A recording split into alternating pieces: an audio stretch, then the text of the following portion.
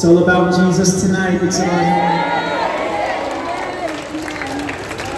na-feel ba ninyo ang pasensya sa Ginoo sa Gilig sa mga sige ng panimaw ng balibo. Because I know for sure na pinangga sa Ginoo mga taga-tagayan.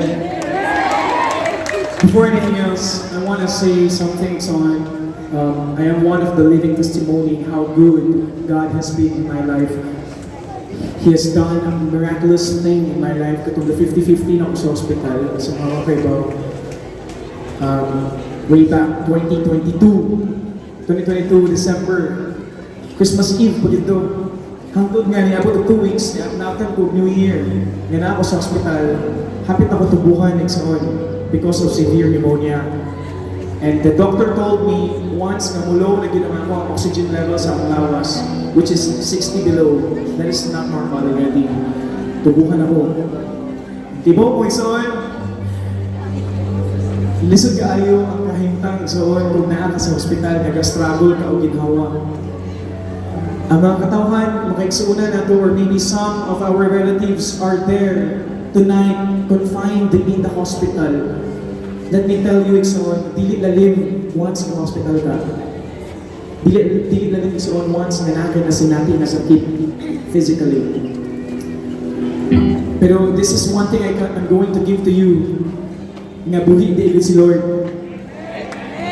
Look at what happened on the next day. Nikalitra ko Ikson because of the prayers sa mga katawhan, Iksonan sa Bohol, and even sa Tibuok, Philippines, sa mga nakaibaw. Grabe ang prayer chain. And then pagka next day, nikalitra ko ginhawa ang daraw ng Ikson. Let me tell you this. Natina ang doktor kung anong i-clear ang ako ang x-ray chest Ikson. Natinga siya, imbis na cloudy ang ako ang lungs. Pagka next day, natinga siya ang anong i-clear. And I'm going to tell you, the doctor told me, sa tanan-tanan, usapo sa mga miraculous na patients na naayo Ikson. Well, I'm not bothering tonight. I am not lying even to you tonight. I am just telling to you na wala pa nahuman ang Ginoo sa imong kinabuhi Ikson. According to the Word of God, let me just open my phone. It says here, Isaiah 53 verse 5, it says here, but He was wounded for our transgressions, or sa atong mga sala. He was bruised for our iniquities, sa atong mga kahugaw Ikson. The chastisement for our peace was upon Him, and by His stripes we are healed. Sabi ninyo Ikson, you can claim that tonight, na pinaagi sa mga labog ni Jesus, na patunan na ito ang kaayuhan Ikson. Pinaagi Ikson dito sa cross sa Calvario.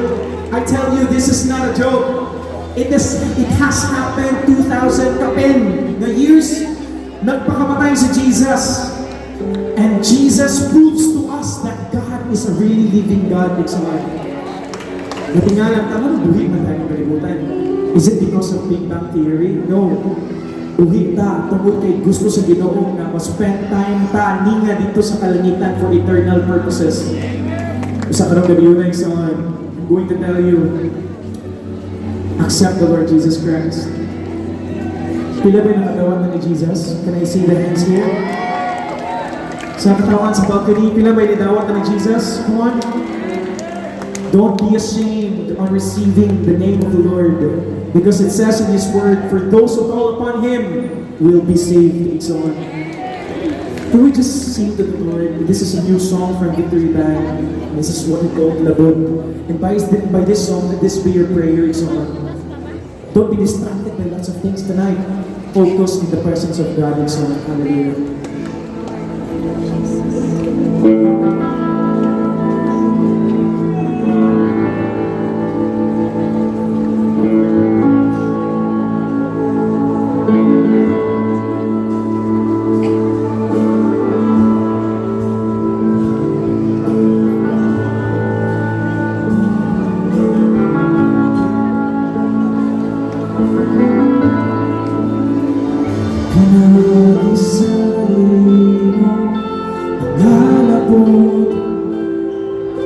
Ubang sa pagtuo, watung ko ang kaayuhan. sa pangyarihan.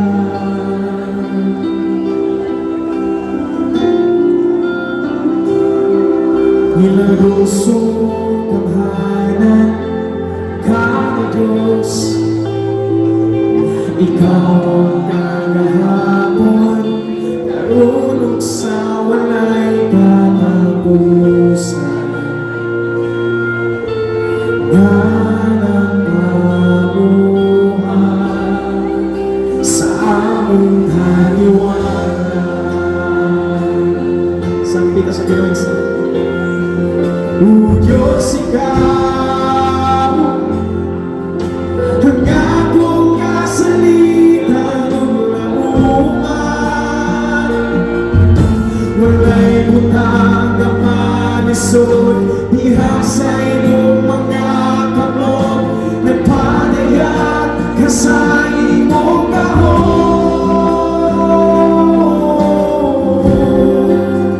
O Jesus, kano'y iko o hikapa, kinilawas na minahalan o kaayuhan mo.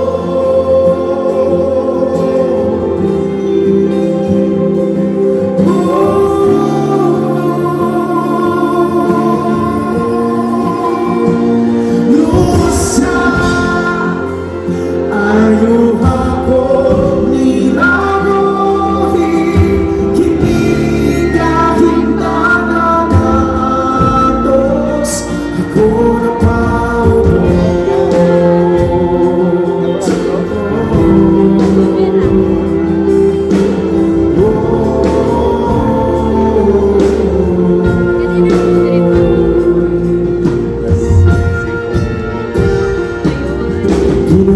Ginagisay mo mga labot upang sa pagtuo, tawagod ko ang kalayuan sa panlatian.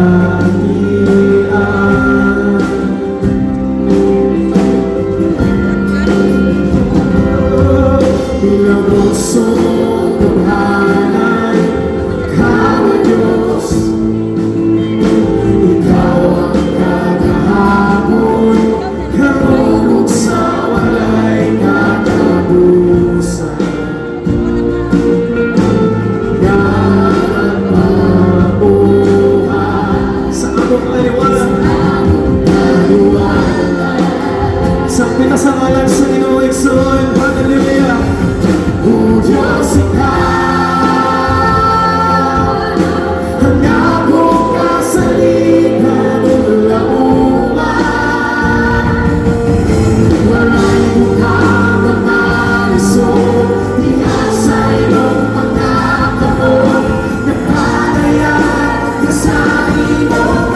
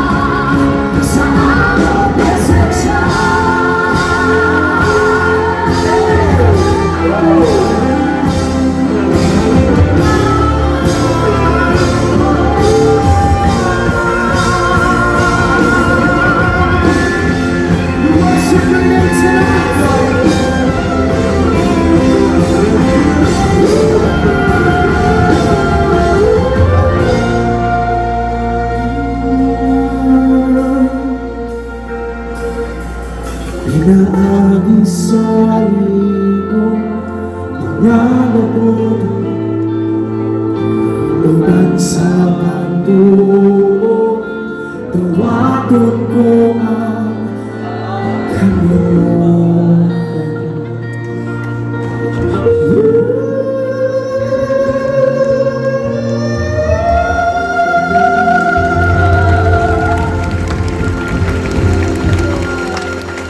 May please lift up your hands to the Lord in song and say this with me. Father God,